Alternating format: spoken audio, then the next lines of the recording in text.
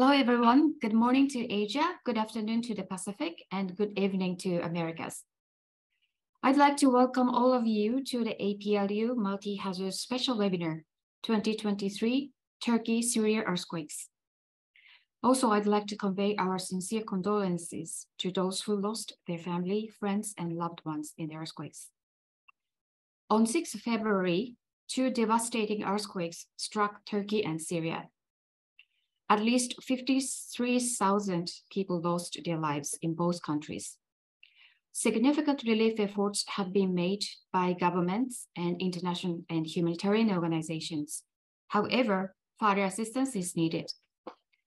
In February, the United Nations launched a flash appeal requesting the international community to support the response and recovery in Turkey and Syria. However, within 1 month, it is only 30% funded for Turkey, for instance. It shows that the international community needs to consider working much harder and how to support them. This webinar is organized by the Association of Pacific Rim Universities, APRU Multi-Hazards Program, and the International Research Institute of Disaster Science, IRIDIS, Tohoku University in Japan. I'm Takako Izumi, IRIDIS at Tohoku University and Program Director of the APRU Multi-Hazards Program. APRU is a network for more than 60 universities in the Pacific Rim from 19 economies, and its international secretariat is based in Hong Kong. Please check the APRU website for further information on the network, its activities, and the multi-hazards program. So we have invited 3 excellent speakers to this webinar.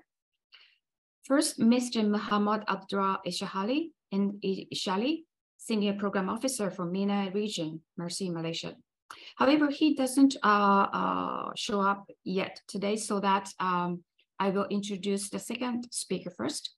And the second speaker will be the Mr. Charles Ham, Senior Specialist, National Disaster Preparedness Training Center at the University of Hawaii. And third speaker is Professor David Sanderson, Professor, University of New South Wales in Australia. This webinar focuses on learning the current situation, needs, and how we could contribute to the long-term recovery and DR efforts following the earthquake. While listening to the presentations, I encourage you to send us questions and using the Q&A function. After each presentation, we will have Q&A session to answer those questions. So as I mentioned, I will introduce first the second speaker, Mr. Charles Ham, Senior Specialist, National Disaster Preparedness Training Center at the University of Hawaii. His 27-year humanitarian and development experience includes working with communities in the Asia Pacific and other countries such as Albania, Ukraine, Turkey, Greece, and other European countries. Also, he worked as a consultant with Hope Worldwide, Ford Foundation, City Foundation, Microsoft, and other private sectors and UN agencies. He also serves as a member of the Global Health Cluster led by WHO. Besides disaster risk management, Charles also brings experience in public health, education, nonprofit management, and capacity building.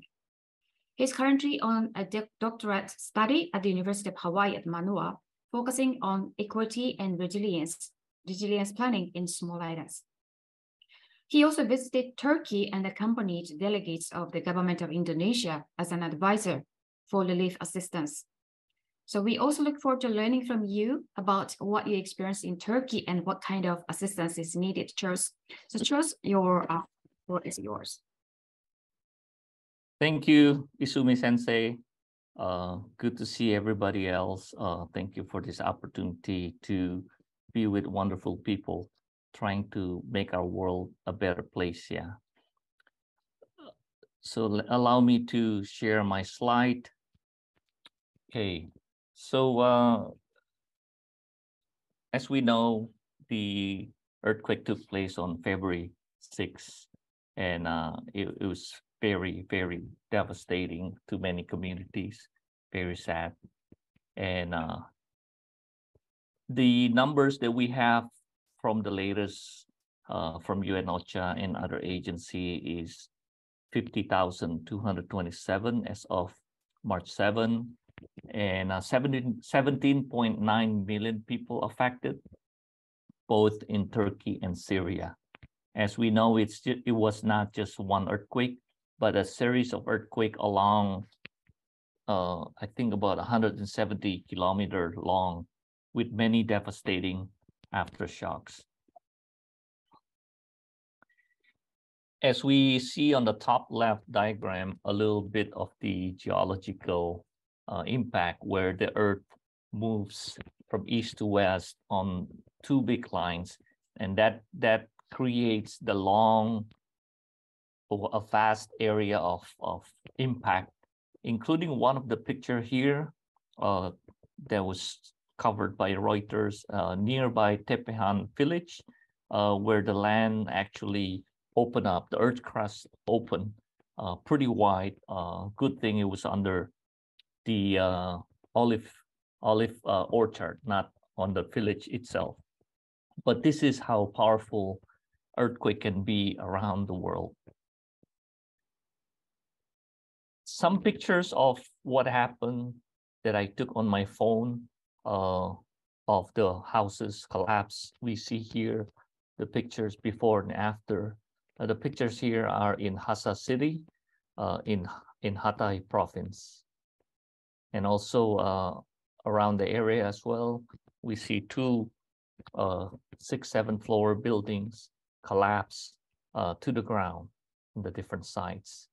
The stores on the left, we can see how even one floor was damaged, not just the high building apartment that we see, but also many buildings are not habitable anymore, as we see buildings on the right where the Turkish government is demolishing the unfit buildings around the country. Some more pictures of the collapsed buildings that we were able to take on our phone. And what happened eventually is the families affected around Turkey, and they have to survive. And some even starting building some structures so they can sustain for a few months as many uncertainties are ahead. So what happened is the government of Indonesia responded and send assistance. And I am with National Disaster Preparedness Training Center, where we have been working in a project to help capacity building for BNPB, that the delegation leader asked NDPTC to send me to accompany and provide advice when needed. And we see the two main activities that was delivered by the government of Indonesia. One is the urban search and rescue team on the right side, coordinating with the INSARAG and the United Nations Coordination Center. And on the left side, it's the field hospital that was built to serve the people around Hassa city in Hatay province. A short snapshot of the picture of where the Indonesian team was able to come and help out in Hatay province. And why Hatay province? We see in the picture here how the impact of Hatay on the southwest near the border of Syria, pretty devastating. And also that's the area where many Syrian refugees also came across during the conflict that started 12 years ago. And what is interesting is the Indonesian team came as an interagency response, working with the different agencies within Indonesia, and also the NGOs collaborating in helping the people of Turkey. There's 5 slides that I'm going to talk about what we learned from the earthquake and how we as international community and academicians and practitioners, how we can learn from this as we move forward. First of all is the comprehensive collaboration. As we see here, the picture on the left, top left, is the UN global cluster coordination between different services that takes place from all phases of disaster, but also the importance of collaborating between level from the individual community levels to the national and also international, as we see that disasters with this magnitude requires international assistance. And it's important for countries to collaborate. But most importantly, on the right side is the civil society involvement. Many call civil society as the third sector, but we see here in this diagram, the third sector is called the citizen sector, and civil society is actually a collaboration between government, private sector, and citizen. It is important for us to think forward how we can build comprehensive collaboration, not just between sectors, between levels of individuals, all the way to internationals, but also between sectors, especially with the civil society involvement. Secondly, it's community resilience and rules enforcement. As we know here, the UNDRR describe what is resilience. It's an ability of a system to resist, absorb, accommodate, adapt to, transform, and recover. As we know that disasters will take place all over the world, we just wait to know when. But building resilience at the community level is important because not every community, not every family will be able to be helped in time, and they need to survive and face the challenges they face. On the right side, UNDRR also published a very interesting diagram talking about how to address infrastructure resilience and measuring, monitoring, promoting shock-enabled resistance, testing, strengthening regulation. And this is what comes up in the media a lot, and I'm sure all of us have seen how people question about the building codes and political decision in the building code arrangement. So that's an issue that continues to happen, but also different effort, making city resilient. How do we promote resilient city, enhance knowledge and capacity at the community level, and then foster public-private partnership. Thirdly, in disasters, the challenge that can also create secondary disaster is the access to basic quality services, whether it's housing, whether it's water, food, sanitation, medical attention. This is not just important in the disaster setting, but as we are approaching preparedness for disaster, we should try to promote access to quality basic services around the world. We see here a attempt by AFAD, the Turkish National Disaster Management Agency, that has been placed in many places preparing for disasters. They are put in containers and they're ready to be opened and share with families in need. It even has heating components in facing winter, and also a picture of the prefabricated temporary housings. Water and sanitation as well. That's something to be developed, and we understand that sustainable development goal is in place, 17 of them. It's a real important preparedness that we promote basic quality access to services. The fourth thing that we learned from this earthquake is we should approach all hazard approach in mitigation. The world knows about Turkey, as we see top left, with many faults and high earthquake risk in the region. But also, if you see on the left bottom, Turkey also had to absorb many refugees from Syria after the conflict that took place in 12 years ago. On the right side, Lemieux et al. Describe how all hazard approach that we need to consider not just the basic services, but also the chemical, natural disaster, biological. We all have seen COVID-19 take over the world. All hazard approach is important as we move forward. And lastly, attention to vulnerable and isolated communities. Syria is also badly affected. Syria, just south of Turkey, is not the epicenter, But the 12-year civil war of bombardment, displacement, isolation, drought, economic meltdown, the earthquake made it worse. 12.1 million people, or 50%, more than 50% of population, are in food insecurity. 2.9 are sliding to hunger. The food inflation in the last 3 years has increased 13 times. 28% of children are stunting, 25% malnutrition, and on and on. And Syria is only able to produce 25% of their wheat production nowadays compared before the war. So, and the UN has tried to create access to help coming to the northwestern part of Syria in helping communities, but also political instability as the area is controlled by conflicting parties in the region. This is a challenge as we move forward. How do we think about the vulnerable and isolated communities? We think about the remote areas around the world, the small islands.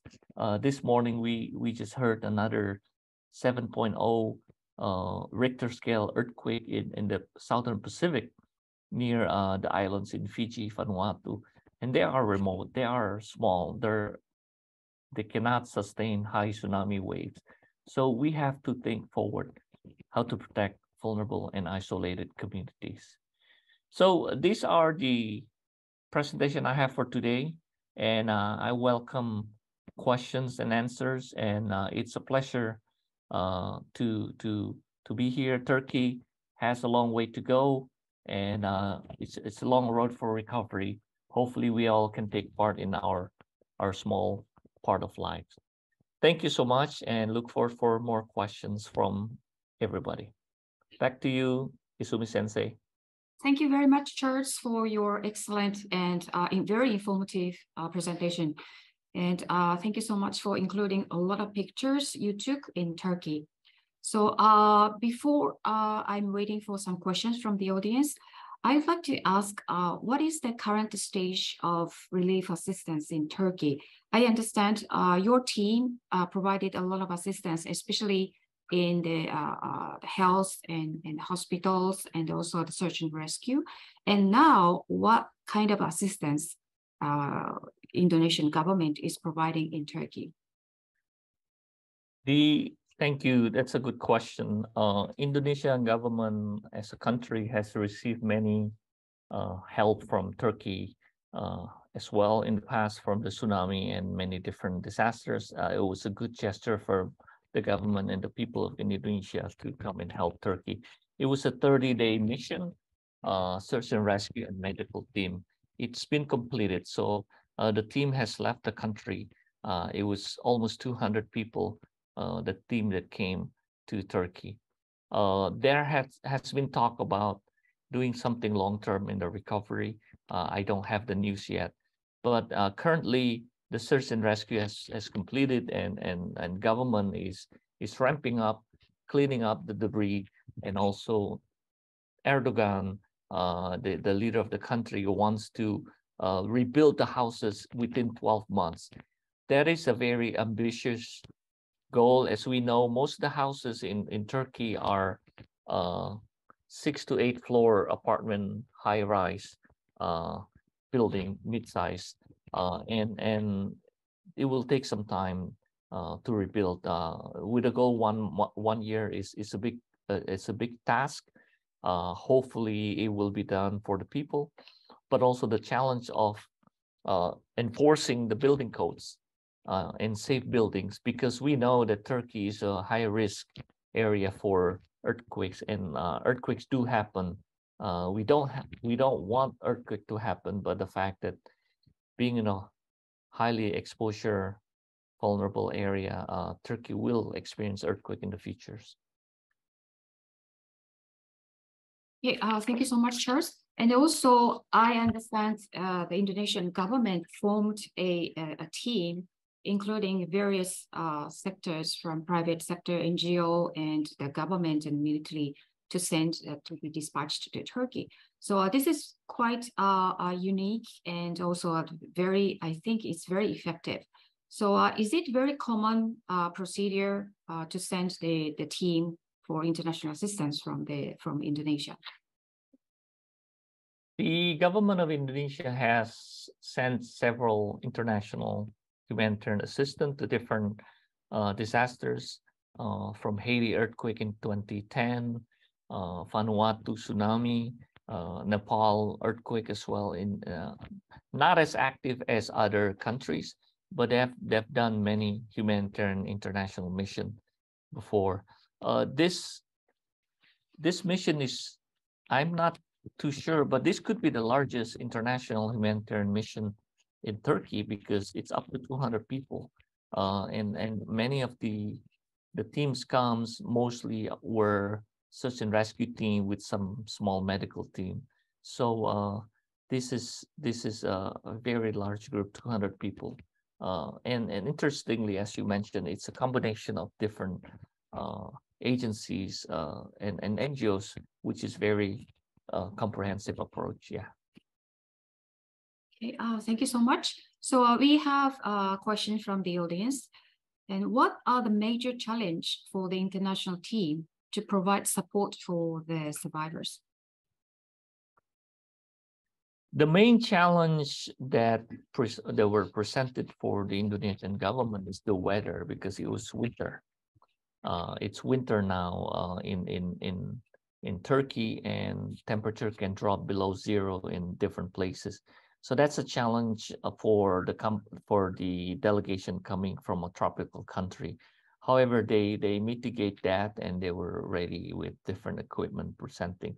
But it was the weather, but also the challenge of time. It was a vast area, different cities, different areas, so many houses, families, and sending team across the places creates challenges.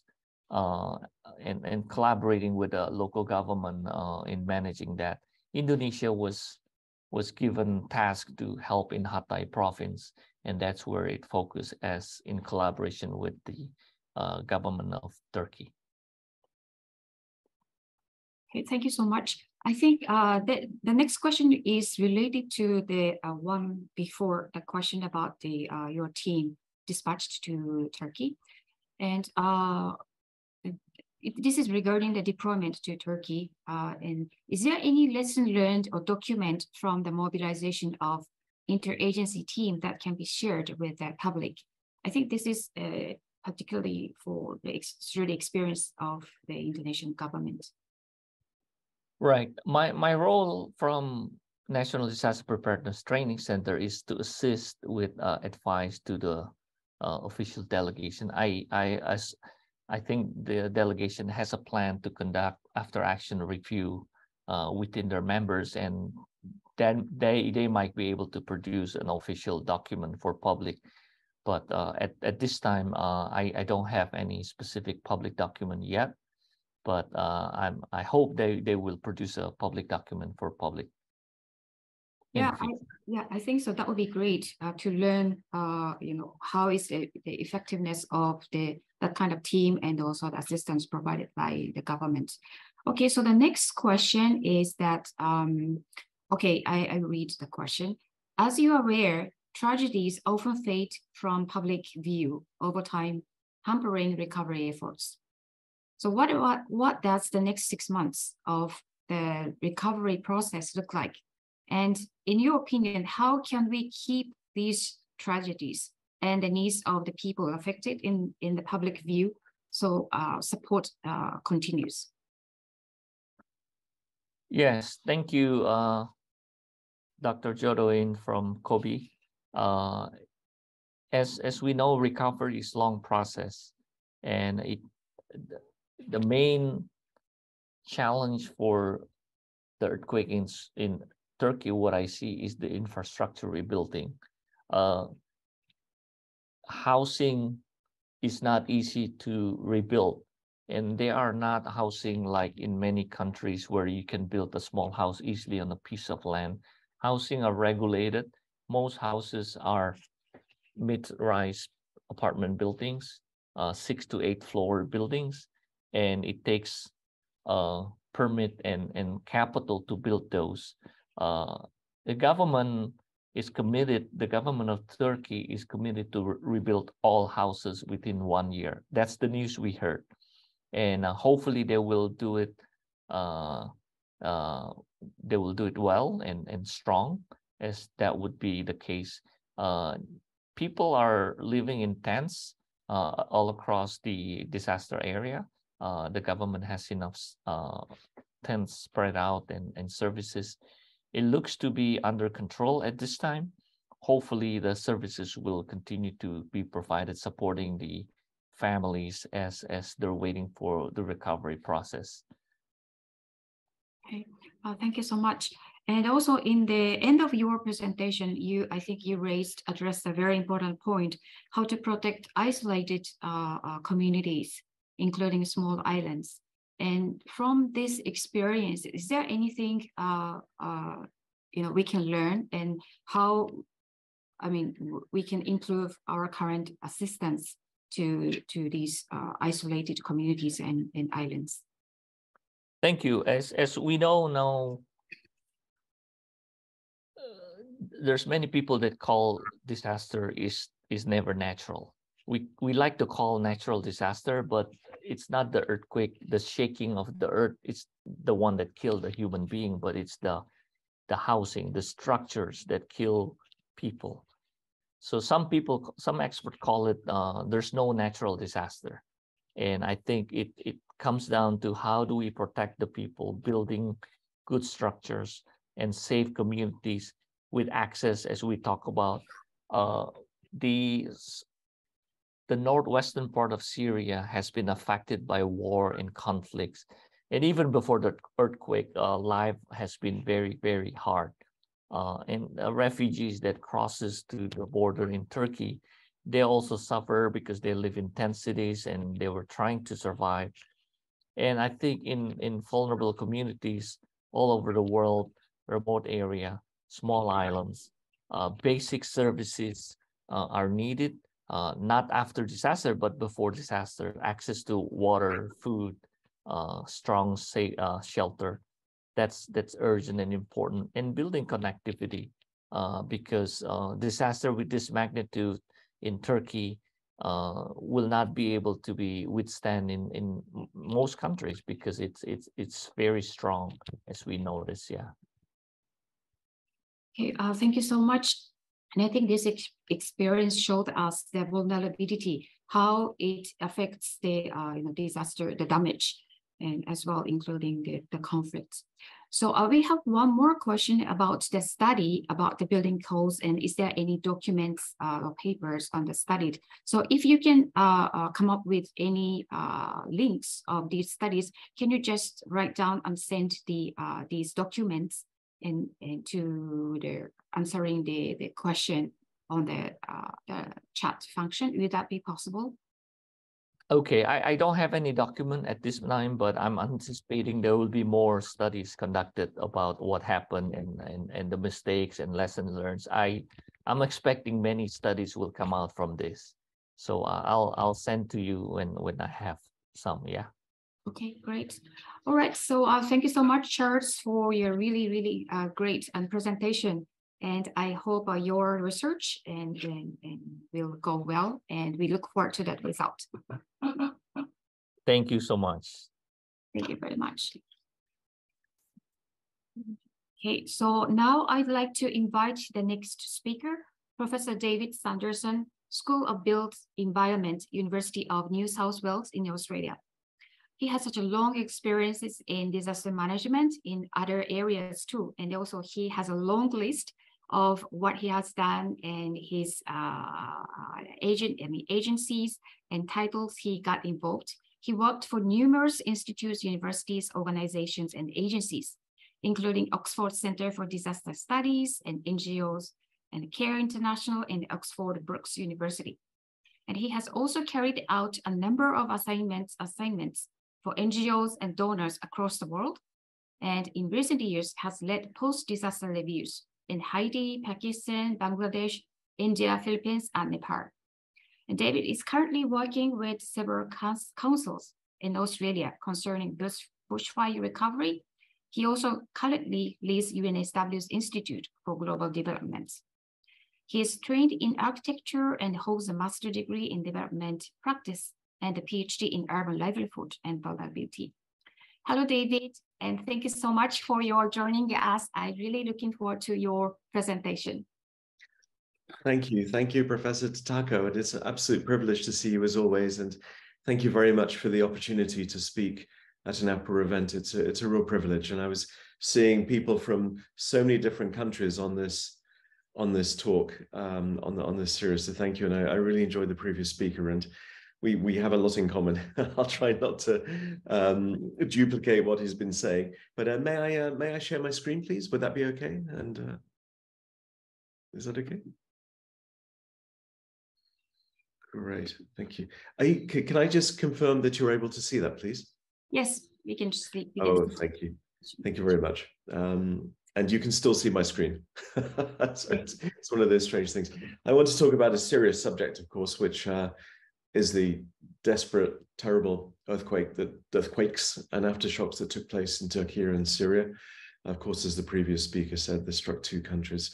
But I want to ask the question, why were they so bad? And the point has been made that disasters are not natural. I would like to unpack that, please. So I don't need to talk about the facts and figures. That's already been said. This was a terrible, terrible disaster. By definition, all disasters are terrible, obviously. This was especially terrible, and it's playing out. And of course, this will be lifelong, affecting people affected by the terrible event. Tragically, as we know, the scale of loss is nothing new. There are many people on this call who may well have experienced disasters such as this. Certainly the countries that people are on have experienced disasters. I just want to mention a few. This is by no means comprehensive, and it's deliberately short. This is not my photo. The photograph is from the Indonesia earthquake that took place in November just last year. Over 300 people were killed, 2,000 injured, but over 100 children were killed. And that occurred predominantly in schools, in school buildings that fell down. And I want to come back to that a little bit later. There's a Sichuan earthquake that struck in 2008, killed nearly 90,000 people, just awful. The photograph is from the BBC. But over 5,300 children were killed, quote from Britannica, the bulk of them students attending classes. And some other disaster events, earthquakes, I should say, from recent events. Haiti, over 200,000 people killed. Gujarat in the west of India, that killed, I'm going off my memory, I think approximately 15,000 people, but I might be wrong. The Pakistan earthquake, in northern Indian earthquake as well in Kashmir, that killed over 80,000, and the Nepal earthquakes, so on and so forth. And as the point was made by the previous speaker, it's not the earthquake that kills you, it's the building that kills you. And I want to talk about that. A natural disaster, there's no such thing as a natural disaster. It's literally untrue. Natural phenomenon trigger the disaster. I want to come on to that. But this quote, this is a crime scene, is from a senior advisor in a very large country to the government. And when he arrives at disaster scenes just like the ones we've seen, he often says, this is a crime scene. This is not a natural disaster. And that's very powerful. And I want to think about that a little bit more, about why are so-called natural disasters very often crime scenes. 2 models I want to share, which are very well known in disaster management, is the first one, which is this one, is that a disaster literally is defined as the combination of vulnerability and hazard. And we can talk about exposure, but in its simplest form, the hazard is the natural phenomenon, the earthquake, the tsunami, the whatever it might be, but it's the vulnerability. And you need to be, as the saying goes, in the wrong place at the wrong time to be affected by a disaster. The second model I want to share with you, just very briefly, unpacks vulnerability. And this model is called the pressure and release model. This is a very simplified form. And on the left, I'm going to focus on vulnerability. We have the unsafe conditions, but what caused that? What caused the conditions to be unsafe? The dynamic pressures. They cause the unsafe conditions. Well, what caused the dynamic pressures? Those would be the root causes. And I've got a version of this talk that's well over an hour, and I'm just going to talk for 12 minutes, deliberately short, so it's just some of the points. And I just want to refer back to some of the terrible disasters that I just mentioned to you, thinking through the lens of what did this. First, the unsafe conditions. The unsafe conditions were the collapsing buildings, as our previous speaker said so very, very clearly. Well, in the Indonesia earthquake that took place last November, this newspaper reported about 53,000 schools in the region were at risk. That's about 60 million students. And a quote from a professor at the University of Indonesia who very candidly says, contractors choose economic profit over safety. And that's a very stark statement to make, of course. He's on record for saying that. And that's very powerful, and that's cause to make you think why the buildings fell down. This is a BBC article after the Sichuan earthquake, and the photograph on the left is of a party official asking forgiveness around to parents who were in the schools as the schools collapsed. Why is it only the schools collapsed in this particular area, whereas other buildings stayed up? These were newer buildings, by the way. China has rigorous building codes. The problem is the implementation. Our previous speaker mentioned building codes. The issue across the world relates to the failure to enforce building codes, and that's a #1 problem when it comes to earthquakes. More recently, from the Turkey earthquake, this photo on the left is astonishing. It's a building that was almost certainly finished in 2019 on the left, and on the right, that's what it looks like today. That building should not have fallen down. It should not have fallen down. There are good building codes. Why did the building fall down is the question. And this quote from David Alexander, a well-known professor in the UK, is on record for saying this. This is just last month, of course. The Economist, a newspaper that's really quite old and well-known and rigorous, talks about construction scams.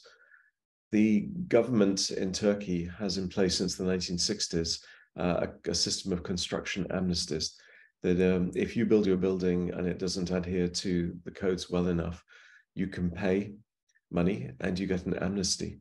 And so the building now has an amnesty, and it's thought that up to 75,000 buildings across the earthquake zone have construction amnesties.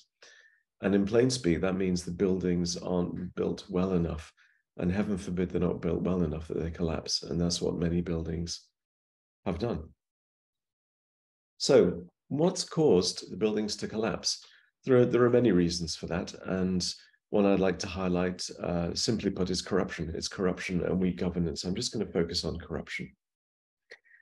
And a definition for corruption is the abuse of entrusted power for private gain.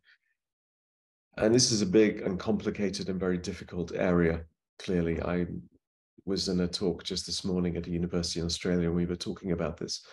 And a man was there, very senior in the UN, busy in Afghanistan, and talking about the complexities and how corruption is understood in different cultures in different ways, and uses different words, of course. The photo here is from Dhaka in Bangladesh, and the boy's just leaning down into the camera. And the reason I put that photo is that the people living on the side of the railway track, a very common picture around the world, are living so-called illegally because they didn't get permissions. But the very big unfinished building in the background is as illegal as those buildings. That was built illegally, and it's been removed. So corruption in the building industry is widespread and well-known and is a global phenomenon. It's complicated. The cost of corruption, 5% of global gross domestic product, something like that. It's nefarious. It gets hidden. As I say, the construction industry is on record for being almost certainly the most corrupt industry in the world, across the world. Here in Australia, we've had 3 royal commissions into corruption in construction. In the UK, very infamous recent fires in buildings in London and across the world. And the links between construction and corruption are there, they're established. We were fortunate to have a speaker come, well, on video link 3 years ago, George Afori, who's a professor of construction in England, although he's Ghanaian, talking about the link between crises and construction and corruption and global concern. But when buildings are poorly built, when land shakes, you get buildings that collapse. On the 1-year anniversary of the Haiti earthquake in 2011, these 2 people, Nick Ambrosese and Roger Billam, wrote a piece for Nature Journal, a very good journal, on this. And they calculated that 83% of all deaths from building collapse of the last 30 years occurred in more corrupt countries. And when I say more corrupt, I mean those who are on Transparency International's Corruption Perception Index. And as I say, every single country in the world suffers from corruption, some more than others. 4/5 of those that are more corrupt are where the worst scale earthquakes and disasters took place, meaning those with the highest number of deaths, such as in Haiti and Pakistan. And we've just seen in Turkey, this was pre-Turkey. But of course, the 1999 earthquakes in Turkey were very bad, and builders were chased down the streets, as have builders been arrested after the most recent devastating earthquake in Turkey in 2023. After the 1999 earthquakes, a lot was put in place to improve the quality of building codes. The issue, however, across the world is enforcement of building codes. So what causes disasters from this lens? Well, this is speculative early work. Is it people living in dangerous places? Well, yes. Is it the amounts of poverty, the correlations of poverty and disaster? Disaster preparedness that should have been better. It's a privilege to be hosted by a prestigious university in Japan right now for this talk. And Japan has extraordinarily sophisticated disaster preparedness abilities, which do a lot to protect its population. You can be overwhelmed by huge disasters, of course. However, Japan is incredibly good at this, as are a number of other countries around the world. Disaster preparedness, as I say, building an infrastructure collapse that shouldn't have. That building I showed you in Turkey should not have collapsed. It shouldn't have collapsed if the building codes are there. And if they're adhered to correctly, building codes, we have the wit and the wisdom to withstand a lot of earthquakes. These were big and serious earthquakes, but there have been bigger earthquakes. And resilience that should have been stronger. Now, those arrows immediately point to sort of the difficulty and the complexity of trying to unravel corruption and how it impacts and causes buildings such as school buildings to collapse that kill children. It's difficult stuff. There was a question in the chat around any research relating to building codes in Turkey, and our previous speaker mentioned that there will be a lot of work now, and he's absolutely right. This is a piece of work we did a couple of years ago, myself and colleagues in the US and India, in fact. And we did what's called a systematic review. And my colleagues are doctors, and the systematic reviews emerges from the medical world primarily. And so it was quite a rigorous review, and the paper is available. In the end, we reviewed a few dozen papers. Turkey came up quite a lot, actually, relating to, because it has suffered from earthquakes and tragically high fatalities from building collapse. And there has been some work in the past on that. We found very little, though. And you may have noticed in my presentation that I've been looking at credible journalistic articles. And that's because there's not a lot of research. There's relatively little. The Abrases and Billen work is there, and some others that we found in our study. Of course, there are different languages and the rest, and China undoubtedly will have a lot of information. There is some, but given the scale of the issue and the complexity, and at the same time the clarity of the issue, one might have expected more. That doesn't mean there's not work going on, of course, and there's a lot. There is a lot going on about anti-corruption. This photo from, oh, excuse me, I'm so sorry. I forget, I think it was Vietnam, but I could be wrong. This is just before COVID struck. And in the end of 2019, you can just see the date there. And this is an OECD meeting about corruption in the Asia-Pacific region.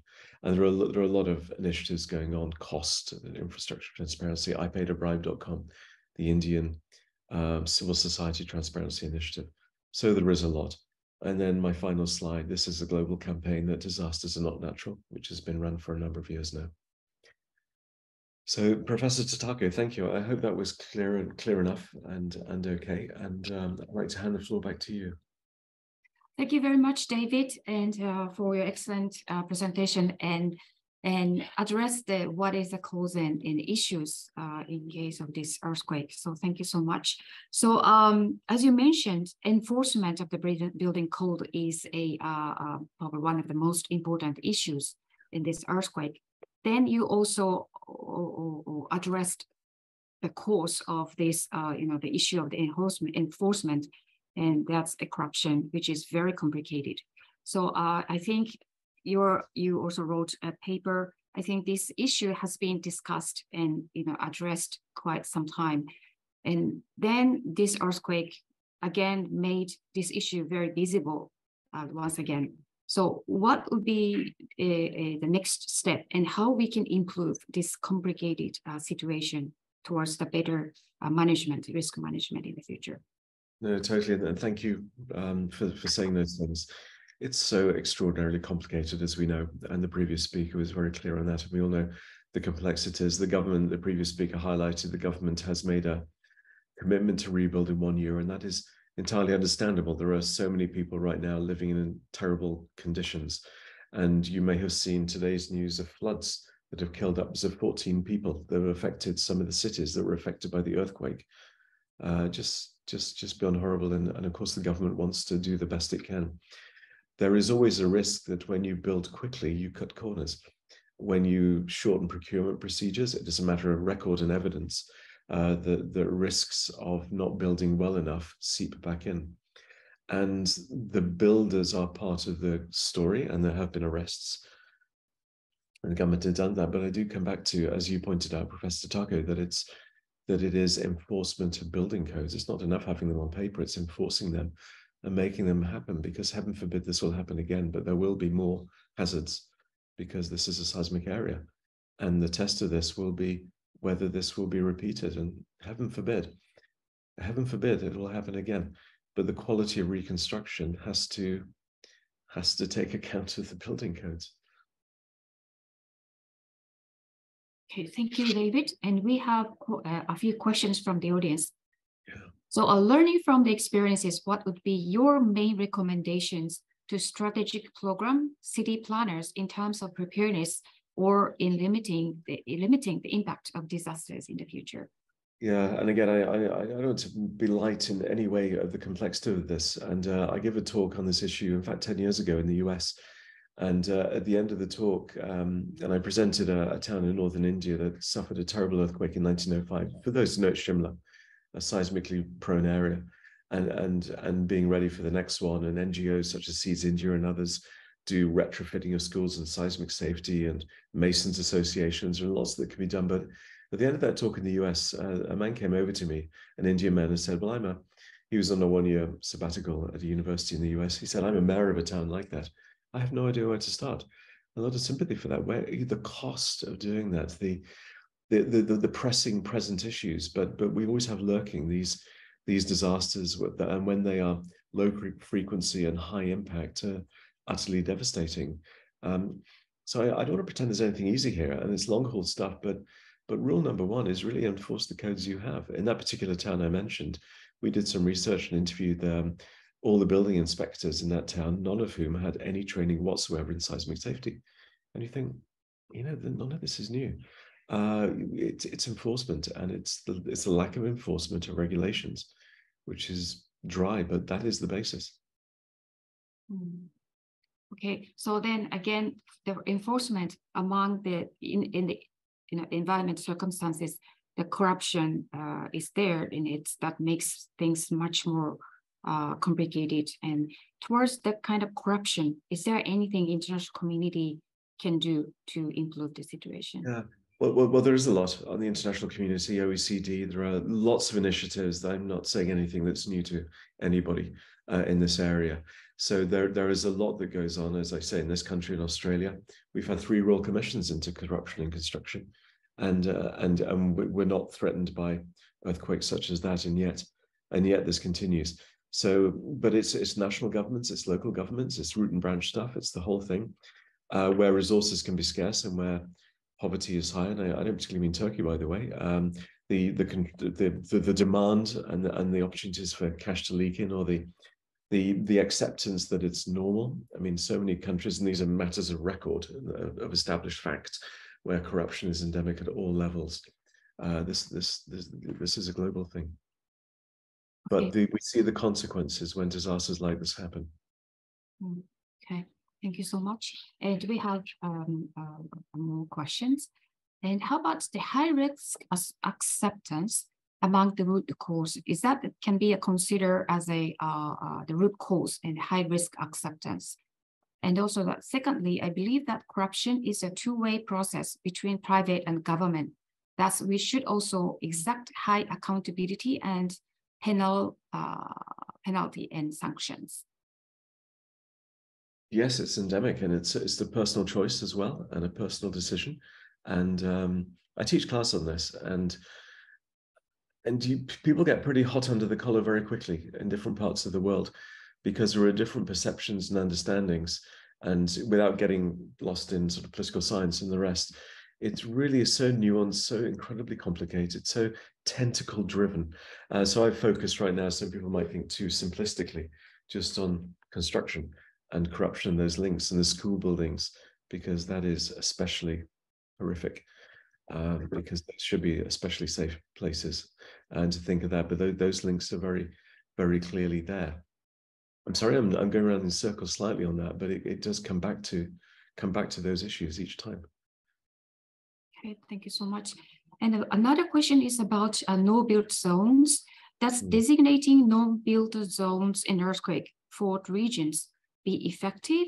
What would be good practice to encourage compliance in no-build zones? Yeah, that's a great question, and it's governance. And Professor Tataka, you'll know this obviously infinitely better than I, but the last time I saw you in Japan, we visited that whole area. It was in Sendai, where there had been an enforcer no-build zone for people not to rebuild, because Japan has strong governance and strong adherence to structures. In countries where that's less the case, people of course will rebuild. After the Pakistan earthquake, I made a number of visits, and people were rebuilding as best they could, as I would do too, by the way, as we all would do, as best they could, with limited resources and buildings you could almost literally push over with your hands. Because enforcement, lack of knowledge, simple stuff, ring beams around, stuff like that, simple stuff, actually not a great cost, or reinforcing. Not because of corruption, by the way, but because of poverty and lack of knowledge, and just not knowing how to build safely. And if we're living at a time of global growth where cities are growing over 1 million people a week, often in poorer countries, we're building in an awful lot of vulnerability. I just want to touch, just in case we missed it on the mentioning. Thank you, Lena, for mentioning Haiti and totally, and thank you for pointing out the complex emergency nature. And that's, going back, the roots of vulnerability. And we had more time, we would talk about this. In Haiti's case, paying back money, colonial reparations to its colonial masters for over a century, in the 19th century. That's where the money went from Haiti, paying back colonial powers. Deforestation up high that lead to floods, and a whole bundle of complexities that cause this. But as I say, I'm just wanting to focus on one particular thing that is often not on the radar. I don't think you'll find the word corruption in the Sendai framework. You won't find much of it in the SDGs. I mean, there might be code words around transparency. That's fair enough. That's okay. It doesn't matter what you call it. But it's an issue we don't make the links about readily enough. Thank you so much. And this will be the last question. Once again, probably you have already answered how to overcome the corruption in the construction of buildings. Yeah, well, I'm sitting in a university, not my university in Sydney right now, and I gave this talk to a room of people 2 hours ago, and the same question came up. And well, rule of law, holding people to account, but that relies on strong governance. There are degrees of weak and strong governance across the world. We know the answers, actually. We do know the answers, but it's the societal decision-making around this stuff. Okay. Yeah, indeed, this is a very complicated and difficult situation, but to avoid the next disaster, not hazards, definitely this is a very important key issue to be improved in the future, I think. Okay, all right. So thank you so much, David, for sharing your thoughts and presentation. And it was very nice meeting you once again. Always great to see you. Thank you, Professor Tataka, and thank you, everybody. Thank you so much, David. Thank you. Thank you. Bye-bye.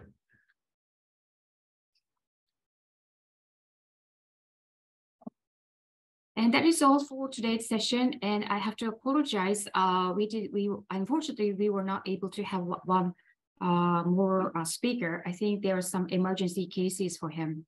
So once again, I'd like to sincerely thank all the speakers and Charles and David for their participation and excellent presentations. Also, our appreciation goes to the audience who joined us today.